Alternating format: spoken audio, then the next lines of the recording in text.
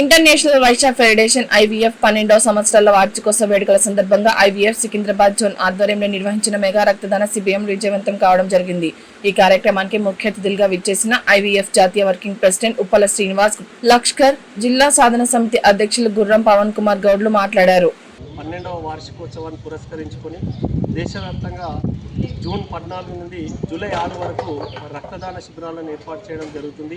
మరి జాతీయ అధ్యక్షులు అశోక్ అగర్వాల్ గారు, మరి ఐవీఎఫ్ సెంట్రల్ వర్కింగ్ మెంబరు మన గంజి రాజమౌళి గుప్తా గారు, జాతీయ వర్కింగ్ ప్రెసిడెంట్ ఉప్పల శ్రీనివాస్ గుప్తా గారి సూచనల మేరకు ఈరోజు సికింద్రాబాద్ జోన్ అధ్యక్షులు బెల్దె రవణ ఆధ్వర్యంలో తలసేమియా వ్యాధి చిన్నారుల కోసం రక్తదాన శిబిరాన్ని ఏర్పాటు చేయడం జరిగింది. ఈరోజు 3000 యూనిట్ల రక్తాన్ని సేకరించాలనే లక్ష్యంతో ఐవీఎఫ్ తెలంగాణ శాఖ సేవాదళ ఆధ్వర్యంలో ముందుకు వెళ్ళడం జరుగుతుంది. ఈరోజు ఎవరైతే రక్తదానం చేశారో రక్తదాతలకు ప్రశంసా పత్రాలను అందజేయడం కానీ, రక్తదాతల్లో ఎవరైనా వైశ్యులు ఉన్నట్లయితే వారికి ఉచితంగా 2500 రూపాయల విలువ కలిగినటువంటి international Vaishya federation national membership కూడా అందజేయడం జరుగుతుంది. మరి ఈరోజు రవణ ఆధ్వర్యంలో ఈ రక్తదాన శిబిరానికి మంచి స్పందన వచ్చింది.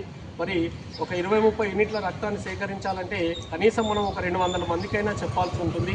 మరి 200 మందికి చెప్తే అలా 20 మంది లేదా 30 మంది మాత్రమే రక్తదానం చేస్తారు. కాబట్టి రక్తం దొరకక చాలామంది చిన్నారులు మరి ఇబ్బందులు పడుతున్నారు. తలసేమియా వ్యాధి చిన్నారులకు 15 రోజులకు ఒక యూనిట్ కావాలి. ఆ రకంగా వారి జీవితాంతం అవసరం ఉంటుంది. మరి ఆ చిన్నారుల కోసమే మరి ఐవీఎఫ్ కృషి చేస్తుంది. మరి దీనికి సహకరించినటువంటి సికింద్రాబాద్ జోన్ సభ్యులందరికీ కూడా పేరు పేరున ఐవీఎఫ్ సేవాదళ ఐవీఎఫ్ తెలంగాణ శాఖ తరఫున ప్రత్యేకంగా కృతజ్ఞతలు తెలియజేస్తుంది. ఓకే.